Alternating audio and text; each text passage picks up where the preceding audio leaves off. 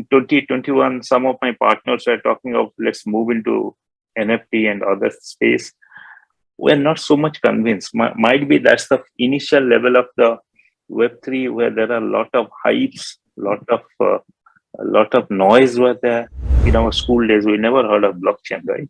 In our college days also, we never heard of blockchain. See, the way the thing is changing in Web3, it's very difficult to predict beyond 2 years also. What do you see some of the shortcomings around the blockchain technology that you think? I think, see, the major thing is that safety and security is the biggest challenge right now. Look at the use cases where it can be. There are a lot of scope on the use cases. We talk about the private sector, talk about the supply chain, talk about the financial world, talk about the banks. Everywhere there are millions of lot of use cases are there.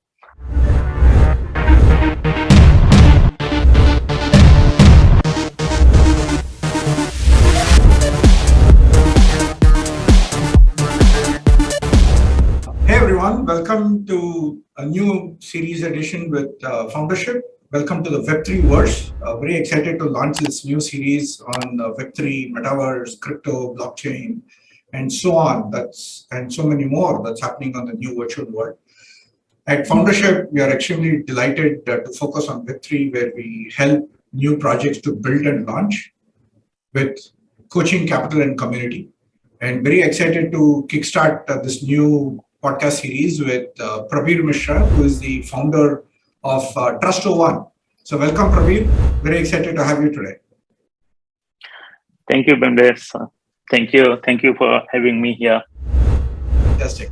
So let's jump right into it. My introduction to Web3 happened a couple of years ago when we all saw as a common man hearing about the Bitcoin crash and the crazy ride that Bitcoin happened.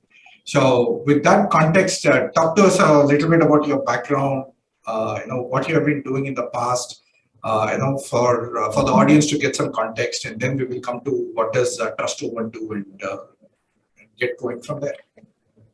Yeah, thank you, Bimlesh. In fact, that's a quite exciting thing, what we started in 2016.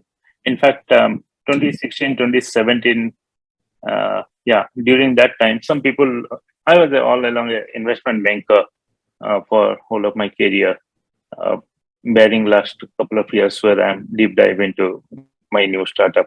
So we used to do a lot of funding, equity. I used to manage a small, you can say the angel fund, HNI fund, a group of HNI. We used to invest in a lot of startup focused into agriculture, agritech, food tech kind of a thing.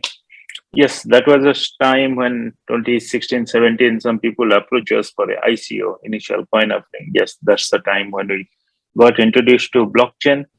2018, of course, we thought of that's an exciting space. Let's look into that.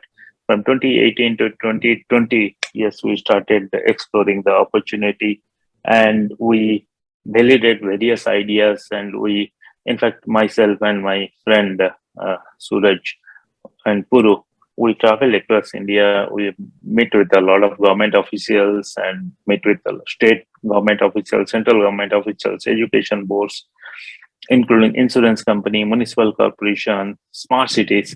They try to understand what can we do. Yes, till that time there is nothing on the Web3, right? So on blockchain, yes, we are trying to evaluate some of the use cases on the blockchain. Then we said, let's start something new. So we started and pick up the pandemic. We started in a note that, okay, let's not get into the too much of technicalities. Let's focus on the use cases. In fact, that was that first idea what we took it up. Use cases means what I meant to say. We feel because I'm not a techie. I'm coming from an investment bank background. None of our startups are from a techie background. But again, we understand the space. We say when there is a use case, we can find a lot of technology to stitch into. So let's look into that. In fact, that turns to the pretty good. We never started with a take on a focus. We say, okay, let's focus on the creating a platform which can adapt various protocols or the various technology. That's the idea. That's the way we started. So we created that point of time we used to call it an engine. Okay, engine, one side it will create to couple of the industry use cases, other side to the technology, and we'll be in between integrating both the things and delivering the use cases. Yes, that turns out to be the pretty good one. We started the company without any blockchain, so to say, key resources. Yes, we started conceptualizing. It took us quite a while. Then our core so-called platform was ready, and the platform was ready. Then people started approaching us. We were various protocol. We started with some private protocol. We started with learning with Hyperledger, learning with Amazon QLDB. Then we got into, right now we are working with multiple protocols, public chains and multiple protocols. So that's how the things has evolved. Now, yes, what we are trying, that point of time, we are trying to address some of the industry pain point on the trust and transparency and traceability, what we call as a 3T, using the simple blockchain use cases. So it may be the first, thing that what you can say the, the the bottom of the pyramid or the lowest hanging fruit kind of a thing. So we started with a couple of organic food traceability, couple of document traceability, couple of finding out uh, this land record whether we can put into the blockchain. Some of the municipal corporation also did trial with us. Okay, that has given us a bit of a mileage, understanding the space, understanding the technology, understanding what are the pain points. Now, the biggest uh, thing right now, what we have done a PDS, public distribution system for the government of Odisha, the complete traceability on blockchain on our platform. That's the first thing what we saw. Yes, there is a use case. Right now, of course, we have been approached by multiple companies, various state governments and the supply chain organization to do on the traceability side. That's a good thing. But again, we see, okay, there is a maturity. So around 6 months, maybe around 9 months before, we said, let's get into something which is more exciting. So 2020, nobody was heard of NFT. 2021, people started learning about NFT. What is that tokens? How the things are going to work. We say, yes, this is a good time to start the thing. That's how our Web3 transition started and conceptualizing a very strong industry use case. So what's amongst the several use cases that you identified? What did you zero in on at Trust to One point of view, where you saw there is a business viability in this particular use case? Yeah, thanks for that question. In fact, I love this question. We have tried out with everything. We have tried out with vaccine use case. We have tried out with vaccination certificate traceability, putting into blockchain. We have tried out with AICTE for the education certificate. We have tried out with as simple as organic food traceability or a egg traceability or a superfood kind of a thing. Those things traceability. So these are the things what we keep on doing. Yes, the good thing what we started building up in the complete supply chain transparency and complete supply chain traceability. That's the thing where we saw a better use case. So right now we're just focusing on the food and agriculture, and there is a lot to address out here. Rather getting into too much of things. So yes, initially there are too much of complexity. People are handling with multiple things. Right now the focus is on food, agri, and climate. So how does NFT fall into this particular use case where a common farmer is involved, a supply chain company is involved in this entire technology use case? Yeah, that's a good thing. So when we talk about the NFT started with agriculture. The way we started NFT, we started mapping down the sustainable agriculture for the methane reduction and getting certain carbon credit. Okay.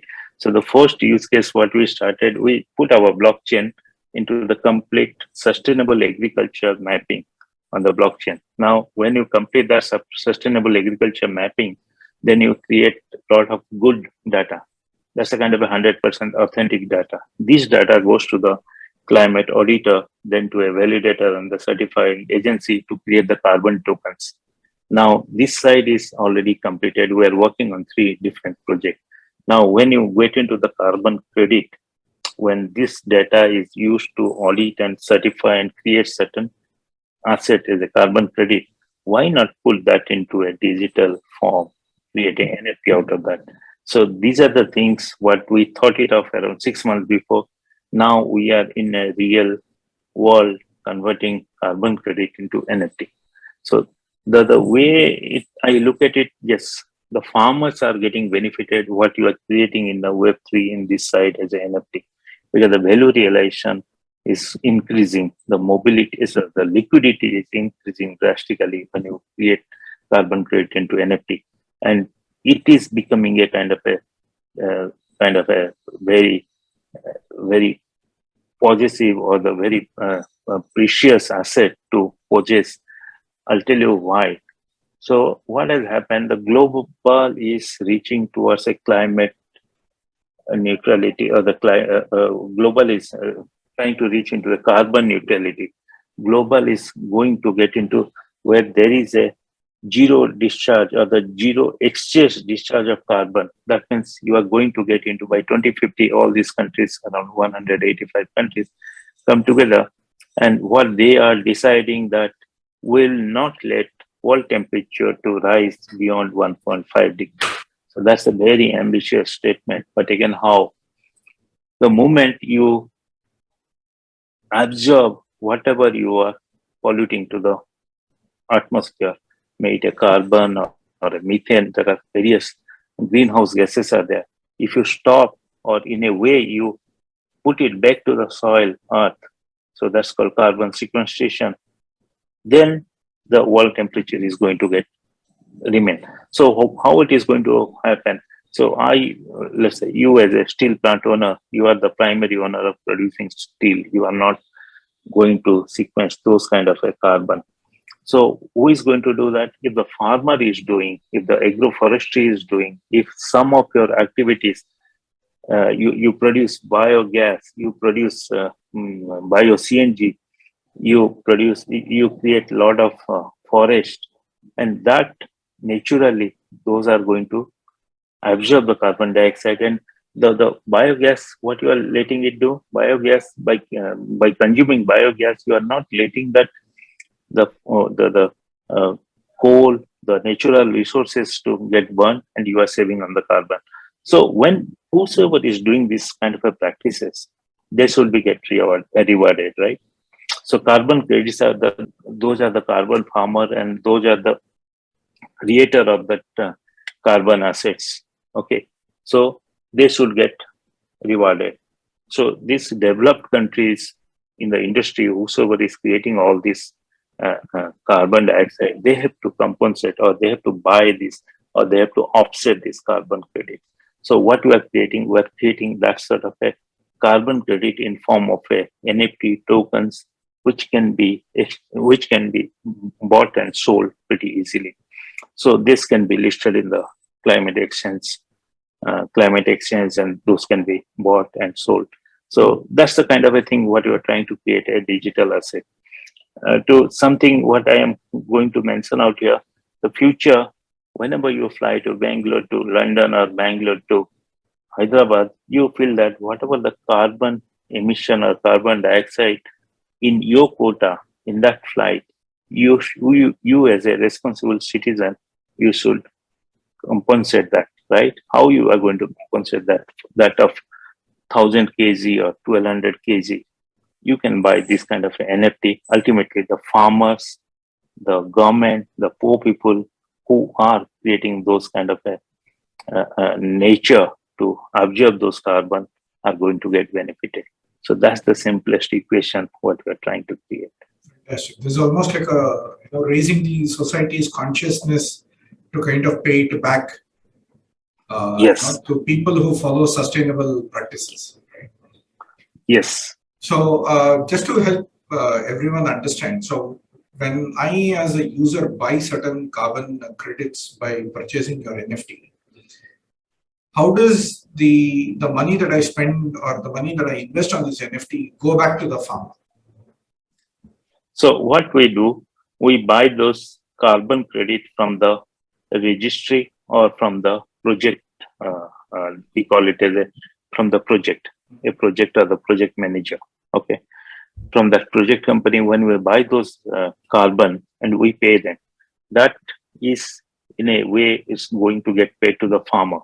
I tell you a simple calculation: a hectare of uh, a hectare of a farmland which is producing paddy is supposed to generate between 3 to 5 carbon credit. Okay, now farmers who are supporting us for getting us this kind of a data, they are getting around 1,000 rupees to 2,000 rupees for providing those data, because we are collating those data. Those data are getting audited, creating certificate. Certificates are bought by companies like Microsoft, Lafarge, or the big company who are in a business of energy consumption, right? They are going to buy that. Now, what we are going to do that we are doing a kind of a beautification or a kind of a digitization out there. We are converting those NFT into a digital, those carbon credit into NFT in form of a digital asset, which improves up the liquidity, and anybody can buy that. A responsible citizen like you and me, we can buy that and keep it. So that's the thing. That's the value addition what we are trying to do, creating the real asset, real world asset to a digital asset and making it available for everyone. So, talk to me a little bit about the technology adoption so far. When you mentioned government of Odisha has deployed this technology, how are farmers accessing this technology, and how are several people interacting with this technology? So what we are doing, we are enabling the complete ecosystem.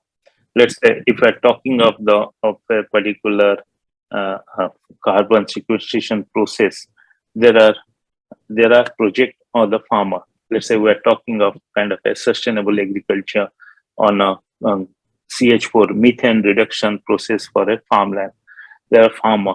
Then there are this carbon aggregator who are the consultant or advisor. Then there are the auditor. Then there is a validator, and finally is the certifying agency. On the whole ecosystem, they play with a lot of data, starting from farmer onboarding, they're recording their package of practice, geofencing that activity, and not letting that data to get duplicated or somebody is going to use that. So you put everything into blockchain. So the auditability of that uh, process is becoming quick.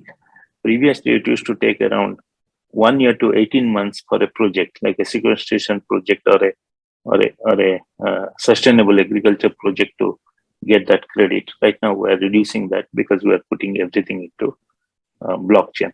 Now, this data is on a robust blockchain. Now, when it is go for the final validation and certification by this carbon registry, they know that this data has got the robust data, because what we enable also, we do the geofencing, we do the complete data acquisition and put at that moment to the to blockchain. It's the already data is a kind of a robust data which is authenticated by the blockchain. Okay. Now, second thing, what we are trying to do, we're going to put some sort of a satellite imagery into that, saying that both the things are matching with each other. Now, this is that what is going to create around 3 to 5 carbon tokens. So one carbon credit. So one carbon credit equals to 1,000 kgs of carbon dioxide sequestration or reduction in atmosphere. So that's the equation. Now, when it goes there, the data becomes a real data, immediately get certified, and we create certain token. Now, this before token, it's the carbon credit. It's a certificate. Those certificate having a serial number, having a unique identifier, and having a set of unique documents. We put everything, create everything into metadata and create a token and put it on the exchanges and put it on the marketplace. Now the idea is that right now 1,000 kgs of carbon dioxide equals to 1 metric ton of carbon dioxide removal we want to also make it a fungible, make it a kind of a breakable into 1 kgs or 100 kgs or 10 kgs, depending on the requirement. So even if I'm flying from Hyderabad to Bangalore, I can sequence up to that 200 kgs of carbon dioxide I can buy and offset. Ultimately, that farmer is going to get benefited. So that's the whole equation. So we're working with the everybody in that whole ecosystem on the value chain, so to say. So they all interact with your technology using a mobile app. It's a web app. How does that interaction take place? So we have a mobile app. It's fit into an Android mobile. We're working with Samsung, and there's a Knox protected. So this mobile app take all the data on the field data. It's a Samsung A7, and this data also come to our goes to cloud and get blockchain. But again, we have a web interface to monitor and see that how the data flow is happening. So this data, along with the auditor data, everything goes to the registry for the validation. Once that get validated, we created tokens, then it further moves. Fantastic. This seems like an entire, typical B2B solution, which also has, impact for social good and impact for, the environment at large. So a couple of questions here. So at the outset of it, this looks like a mammoth project to begin with and to implement it, right? So when you zero down on this use case, how long did it take for you to, build this technology to start before you could take it to the government or before you could take it to this entire value chain stakeholders for them to really believe that this is a technology that is going to change our lives? Yeah, see, that's a good one. So we started with, we had previously one of our founding members, we have a software which used to map the total palm oil plantation in this country. So we customize that data to create all these things. Right now, we're customizing to capture the data from hydroelectric field, also from all other activities, all the solar activities. So that first we created a small application or a program, whatever you say, to acquire the data. And that data should get into blockchain. That's already the engine is created, right? We pull those things into blockchain. So we have a choice of blockchain. So for this set of data, we can put into private or the public blockchain. There is no issue on that. Now, once the data is robust and it is going and getting audited, then when somebody is creating one registry is creating one unique ID or couple of carbon credits, then we are taking those things and creating into NFT. Now, there are two things are happening. In real world, there are a lot of carbon credits, quality carbon credits are available with the registry. Even they are saying, registry with the carbon aggregator, or you can say the project guys. So we take those things, also converting into NFT tokenization. But if somebody wants to start from the very beginning of the value chain, we are there. We're there from one end to other end. Looks like a mammoth job. Yes, there's a mammoth job. We have got multiple stakeholders in the ecosystem. When we have created that, right now we are getting connected with multiple registry, multiple auditors, multiple projects. In fact, we are getting ready for taking up a couple of the state government afforestation projects, big bamboo afforestation project to give some sort of a value addition to their carbon credit. We have taken up in a big way. In fact, in international also, in Dubai also, in Middle East also, we have started acquiring some of the projects. And from the very beginning where we get into the blockchaining, then next step is converting into NFT. So when you started building out or implementing this particular project, how did you get funds to build this out? Did you get some government grants because you're going into both the social impact, smart city, and environmental impact, or you bootstrapped your initial few months of your product? We had not got any government grant. We started the company with some sort of a funding, decent funding with a small valuation. Okay, we had not diluted much. We just closed our seed round funding a couple of months before.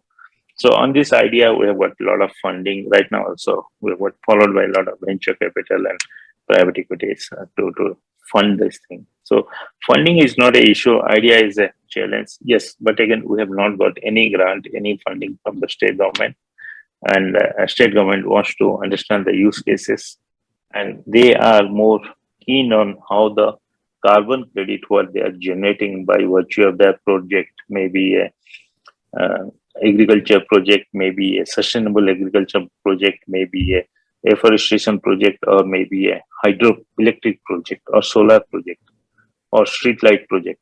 So those things, state government wants how you can we can provide a quick liquidity for this kind of carbon assets. So that's they are looking. So we are talking to state government. The moment you put everything into a kind of NFT, your liquidity of carbon credit is improving. We can trade it in any place also. So that's the kind of a thing what we are discussing with them.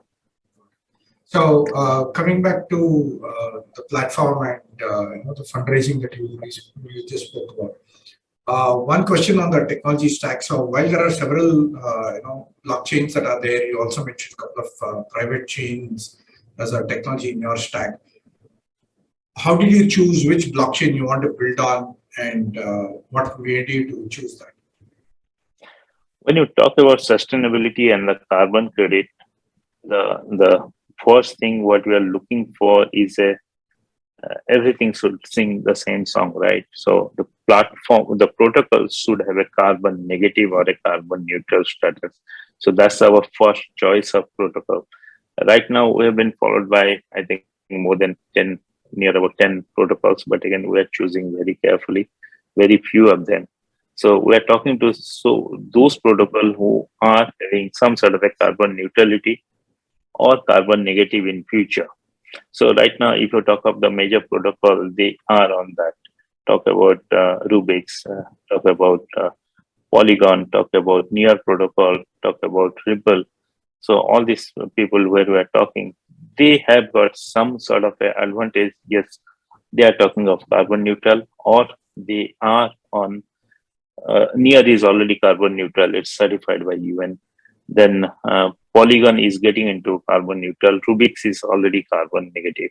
So these kind of a things which are exciting us, and we want to talk to them. We want to use their technology. Also, there is a kind of a fee is concerned when you do a verification or any kind of a transaction fee.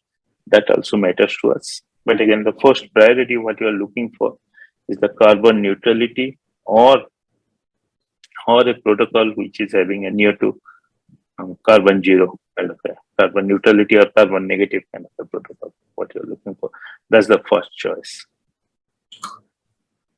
Fantastic. So let's talk a little bit about the most interesting conversation around fundraising. Right? You have been an investment banker, in the pre-Web3 world, predominantly buildings, funding startups that have had a solid product with a large market, which is a typical understanding of all angel investors and venture capitalists. So when you came into Web3, what sort of a mindset shift did you have to undertake when it came to fundraising plan as a founder? Question number one. Question number two is, how do you think a Web3 or a Web3 investor differs from a typical Web2 investor? Yeah. So if I can answer you the second question first question later. Incidentally, a couple of days before, I met with an investor who just transitioned from Web2 to Web3, and the excitement was visible. Okay, now the terms of investment, those kind of a traditional way of investment, valuation, and they talk about the equity and the sharing. All those things are different right now, right? People are talking of something called as a token. Okay, they are talking of something called as SAFT. So the simple agreement for future equity, uh, simple agreement, simple agreement for future tokens. Okay, so those kind of things are emerging, right? Yes, they understand the world, how the things are going to be. I'll just give you a simple example. The token, what we're trying to create. Okay, we're launching on this 22nd of April. I have got a access 1 month before. I have got very little visibility how many carbon credits I'm going to convert. Right now, I have got an excess of minimum 5 million carbon credits. Now, let's talk about the volume. When I convert 5 million carbon credits into NFT, the valuation is looks something different. Okay, the GMB what I'm going to carry, it's kind of a it's kind of a getting into, even if I consider minimum $10 is getting into $50 million kind of a GMB what I'm going to create in next 2 months time. That's the growth what is not possible in Web 2 or Web 1 or in the traditional. And this Web 3 investor, they do understand this aspect in a bigger way. They do understand what is the difference of a people. Yes, there is a lot of discussion about the Web 3 is getting into something on the virtual side too much. Yes, there is a real world use cases in Web 3 also, and there are too many are there. So that's what investors are looking at. They are not those traditional investor. Even people are saying about token. Are you going for a token? Are you going for future equity? Can we get into some sort of a forget about this traditional investment, CCPS or CPA, equity, all these things. If you are looking for money, where we are going to raise money, what is the structure? So all these things, people are yes talking about that, and that's what is really interesting. And there is a yes, but there are some investors still there on that old Web 3 concept or the old traditional investment thought process, where they look for some sort of a stake in your company for a valuation. Difficult to explain them what the valuation is. That yes, I have passed through that situation. Even I was on the opposite side of the table and asking people the same question: how you justify your valuation? Can you give me this? Can you give me that? Why not CCPS? Why CPS? What is the conversion ratio? That was there, but again, the world is going to work in a different way. Yes, people may say how they are going into 10 billion, 20 billion valuation, but this is like what is going to be created in the future. Future is something, the economy, the perception of valuation, economy, everything is differing when you come to this side. You are creating your own world, you are creating your own small micro economy kind of a drivers, and you drive that thing. So that's how the things are going to be. Yeah, there is going to be a lot of conflict in the future with the regulatory, with the governments. See, Web 3 and Web 2, yes, there is a transition, but see, it's a part of a change, a transformation process. Now, unless until somebody is a part of a transformation process, it's not going to pretty easy for that to grow in the future. So that's how it has happened, and this has happened so fast, so quick, and it's just hard to imagine the things, the way the world is changing. So yes, traditional mindset to the newer things, and see, the thing is that any transformation, if you look at it's happening for the good, then only you will be in that flow. So that's how it has happened, going out of a traditional business model to look into something which is more demanding, which is futuristic, which is Web 3. People are started talking about the virtual realities, metas. So you have to be there. You have to be there, and you have to build your things out there. And if you are successful there, then it's kind of a next beyond imagination. So that's what I see. Yes, the thing is that why it has become easy. It's a kind of a new things what you are learning. In our school days, we never heard of blockchain, right? In our college days also, we never heard of blockchain. But the new transformation, new industry 4.0, or the new emerging so-called emerging techs which are taking over the life, unless until somebody is getting updated, somebody is getting into that space, it's difficult to cope with the rest of the world. So that's how the things are, because the future is going to move fast from Web 2 or to Web 3.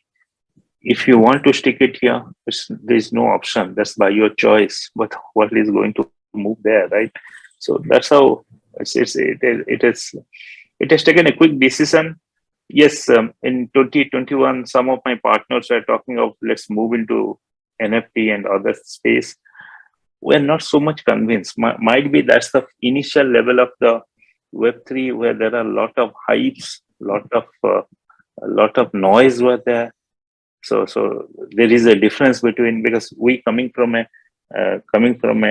traditional uh, tech background, we're thinking that okay, people are getting into too much of unrealistic things, too much of virtual things. But again, slowly the things are going to come into the real world scenario. It's not that everything is going to sell through. Maybe that's the initial phase when the technology was at a kind of a primitive stage, and people take monkeys, people take pandas, people take anything and create something new out of that. But somehow it is going to get into a real line and create something exciting for everyone. So in the Web2 world, a lot of founders had some sort of a benchmark capability, right? When it came to valuation, when it came to looking at how much of X on my GMV should I do my valuation and so on. When you were going to fundraise, what sort of such benchmark or data points did you use to come up with whatever valuation you raised your recent round with?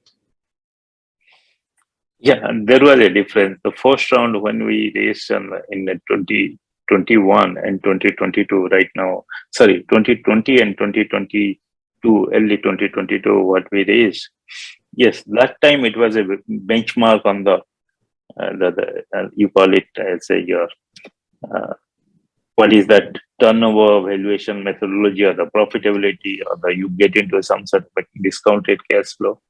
This point of time, yes, we started in raising some fund, started discussing in the month of November, December 2021, but finally we closed on January 10th or some. By that time, that it has moved into a different space. The way we started discussing, okay, we'll go into this kind of a business scenario. These are the industry focus, and this is the bigger focus. Carbon credit was bigger focus, but we hardly have any visibility out there. Somehow we close it with a note that in future, whatever we are going to do, we are going to do in a bigger way. The carbon credit is going to be bigger, more focused. Right now, we are in a situation that yes, we can command that. Okay, I have got 5 million carbon credit for the tokenization. I know how much value addition is going to do. The moment a carbon credit is getting into a digital tokens or NFT, the value addition is anything between 2x to 3x. So in that segment where my position is that how robust I'm going to add that value, that is going to derive my future valuation, which is a different number right now. Yes, but on the first thing when we did in 2020 and 2021, the the discussion were in a different kind of a format. Okay, that point of time we are looking for the GMB, we are looking for the number of use cases, we are looking for the revenue as a number. Here we just come into the how bigger impact you are going to create. What is that bigger things you are going to create? What is your it is so far has come from a product model to a SaaS model kind of a thing. Right now it's getting into a different kind of a scenario. So that's the kind of a changeover what I can say that yes, from a traditional business model, it's changing into a some kind of a mix. Right now, it's in a complete Web3 reality, Web3 side of the business model, what we are getting into. Fantastic, amazing.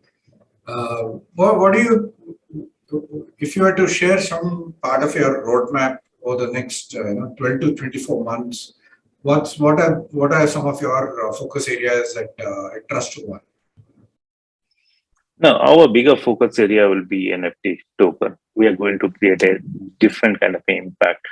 Right now, in the carbon credit, there could be various type of token. Okay, and there could be various type of what you are doing it, a fractionalizing and all these things. We are going to create different kind of a value addition out here. So these are the new things what we are going to experiment. So let's say you you have a solar project and it defines some sort of a carbon credit, right? That has got a different value when you do a sustainable agriculture or agroforestry, or you do some sort of a bio CNG or purification of, collecting municipal solid waste and creating values out of that. So those things are having a different proposition. Now, it's not that everybody is looking for everything right now. Also, we want to create a kind of awareness in the whole ecosystem, be a responsible citizen, and whatever you do to the environment, to your earth, to your planet, let's be responsible and help those who are trying to remove those kind of dirty things what you are putting back to the world, or the carbon dioxide. So those things we are trying to realign. We're going to create a new balance, new ecosystem out there. Yes, we'll be focusing more on the Web3 product, more on the how to make values out of that, better values out of that, and creating a different kind of a portfolio out of those. So that's the future is going to be. Yes, for more 12 months, I can say this should be the focus. See, the way the thing is changing in Web3, it's very difficult to predict beyond 2 years also.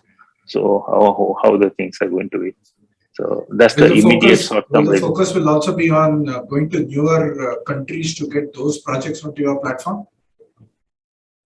In fact, we are there. We're starting an office in Dubai. We're starting one office in the US, and Singapore is a preferred choice. Okay. We're starting, in fact. So what we are working with the technology provider or the tech. We're with a registry who provide us the carbon credit. We are working with the exchanges where this carbon tokens or the NFT will be is going to be traded. We are also working with the custodian authority who are going to keep the digital certificate in their safe. So we are trying to connect with all the ecosystem. And yes, we have got idea to move into. In fact, we have already started. We are already present in Dubai. We're starting in our office in US. And shortly we'll be connected with most of the exchanges, most of the registry, and also with most of the, you can say the aggregator or the value creator. So we're going to create a different. Fantastic. Coming more closer towards the end, as we wrap up, just final two more questions. With respect to where you are and where you want to go, what do you see some of the shortcomings around the blockchain technology that you think needs a little more maturity, or around the tools, around the protocols that exist today? Where would you, as a founder of Trust01, that you're building these technologies on, what would you want to see a bigger improvement around the technology stack in Web3? I think, the major thing is that safety and security is the biggest challenge right now. And we initially thinking that, okay, let's be a kind of a multi-chain where there will be interoperability possibilities there. Right now, the more security threats are on that single chain. If you're looking for a kind of a parachain kind of activity where you have got an option to migrate from one chain to other chain. So there is a bit of a risk out there. So that's the first thing. Second thing is that security and safety. Second thing is that interoperability. So changing from one to other. So those are the biggest challenge and the biggest what I feel that these are the two areas where the more focus should be. Yes, as a technology, it has matured a lot. Right now, people are talking of L3 layer and beyond also. So L2 layer has given us a quantum leap. It's a kind of the initial phase of blockchain. What L1 used to have a lot of issue on the time and the verification process and delays. Those things have been quite resolved right now. But the major challenge is remaining every alternate day when you open up a Twitter and you see that some theft of $600 million from one network to other. So that is becoming a bigger challenge. So that's a scary situation right now. Yes, if that get addressed in a bigger way, I think the whole world is going to get into a different proposition. So, last final question, Prabir. For a lot of Web2 founders and operators and leaders who are listening to this podcast, what will be your recommendation for them to start thinking on Web3? Should everyone move to Web3? Should some of them move? If so, how should they start thinking of this transition, either from a new startup idea or even from a skill transition point of view, based on your learnings of your own transition? So, first, you beyond thinking of some technology stack, let's think it of what my way of saying that, okay, our way of doing the things. Look at the use cases where it can be. There are a lot of scope on the use cases. We talk about the private sector, talk about the supply chain, talk about the financial world, talk about the banks. Everywhere there are lot of use cases are there. And try to find your use case and connect it to the tech stack, how to solve it. So the problem statement, identifying the problem statement, what we call in a traditional startup system, is the most crucial. Try to find out where the use cases are. It's not that India or where the developing country on the backside, or if you talk to any of the state government secretary or the advisors or the ministers, they are talking in a different kind of a thing. They want to adapt. Even on the government side, you talk about, even on the private sector side, you talk about, there's a different kind of a pull factor out there. One way you can see that, okay, government may not be supporting on the crypto world and other things. That's not the reality. There is a lot of things happening there. People are interested. The government of India, most of the state governments, they have gone ahead too much in the blockchain space. Maybe Web3 is a next step for them, but they are moving. They are a bit progressive. They are looking for those kind of a solution. Yes, but again, within the preview of the regulatory framework, within the preview of the whole things, they want to play safe. And everybody, it's obviously the country economy is the first and foremost, beyond thinking anything else. Yes, there are a lot of space. Think it of something which is progressive. Think it of something which is advanced, futuristic. And obviously, Web3 is going to get you a lot of support out there. But my way of saying that, okay, beyond thinking of something as a technology as a core, first try to identify some of the problem statement which is existing in this whole world. Try to solve around that and put your solution into that. It's going to work. Fantastic. Amazing, Prabir. This was a great conversation, and we'll wrap it up here.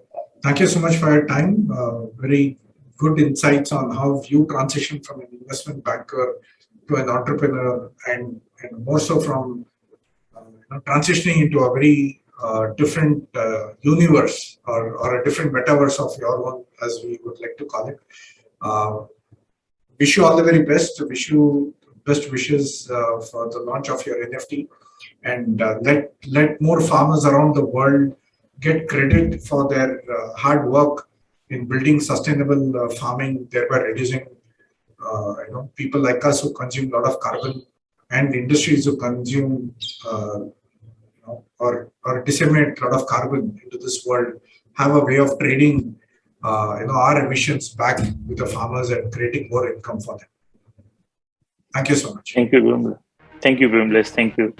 Thank you. It's my pleasure to be here. Thank you. Thank you very much. Bye.